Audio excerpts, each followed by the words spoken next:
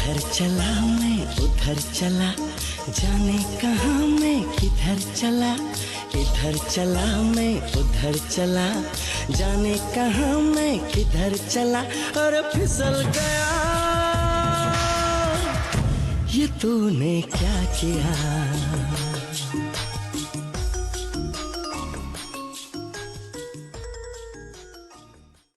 নমস্কার, আমি শ্রেয়াছি। আপনারা দেখছেন সংবাদ শিরোনাম। তীব্র তাপ প্রবাহে নাজেহাল নদিয়াবাসী, তাই পথ চলতি মানুষদের তৃষ্ণা মেটাতে অভিনব উদ্যোগ রানাঘাট জেলা ট্রাফিক পুলিশের। তাদেরকে সতর্ক বার্তার পাশাপাশি পথ চলতি মানুষদের জন্য আয়োজন করা হয়েছে জলছত্র।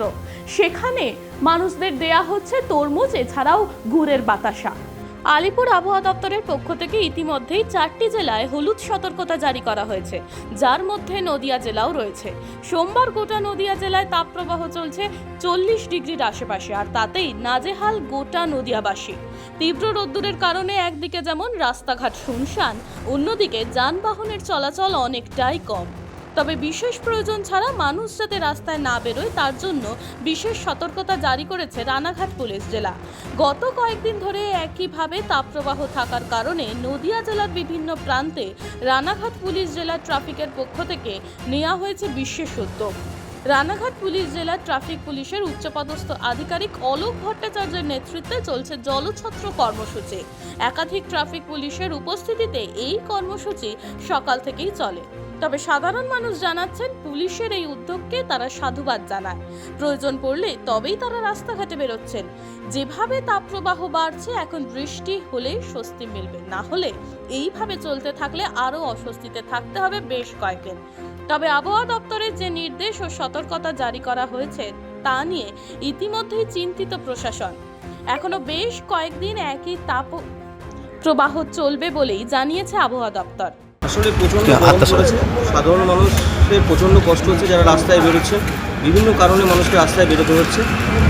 আমাদের রানাঘাট পুলিশ জেলার সুপার সাহেব অর্থাৎ শ্রীকুমার সানিরাজ সাহেবের নির্দেশে আমরা বিভিন্ন জায়গায় ট্রাফিকের পক্ষ থেকে জলছত্র আয়োজন করেছি এবং এই আমরা সাধারণ মানুষকে জল এবং এই ঠান্ডা তরমুজ বা বাতাসা এসব দিয়ে যারা প্রতি রাস্তায় বেরোচ্ছেন, যারা প্রচণ্ড গরমে ক্লান্ত হয়ে যাচ্ছে, তাদের তৃষ্ণা নিবারণ করার চেষ্টা করছি। প্রতিদিনই তো ধরুন তাপমাত্রা কিন্তু বেড়েই চলেছে, তা মানুষকে তো অনেক কিছু সাবধানতা অবলম্বন করতে হবে, সেই নিয়ে কিছু ভাবছেন? এই তাপপ্রবাহের জন্য আমরা মানুষকে সতর্ক করছি বিভিন্ন দিক থেকে, যা বলছি যাদের খুব প্রয়োজন ছাড়া কেউ যেন রাস্তায় না বেরোন, এবং যদি কেউ বেরোন তাহলে যদি কারো যথেষ্ট প্রিকশন নিয়ে বেরোন যাতে তাদের গরমে কোনো কষ্ট না হয়। এবং এই সময় যদি কারো শরীর খারাপ করে, নিকটবর্তী যদি কোনো ট্রাফিক পুলিশ থাকে বা কোনো পুলিশকে থাকেন, তারা সাহায্য নিতে পারেন।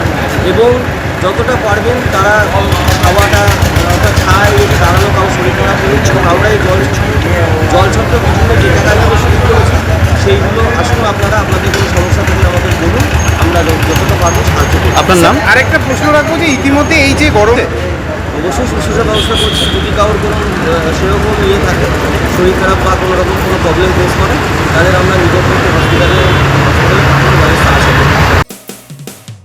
মানুষের পাশে, মানুষের সাথে আমরা আছি এই বাংলাতে। আপনারা দেখছেন সংবাদ শিরোনাম।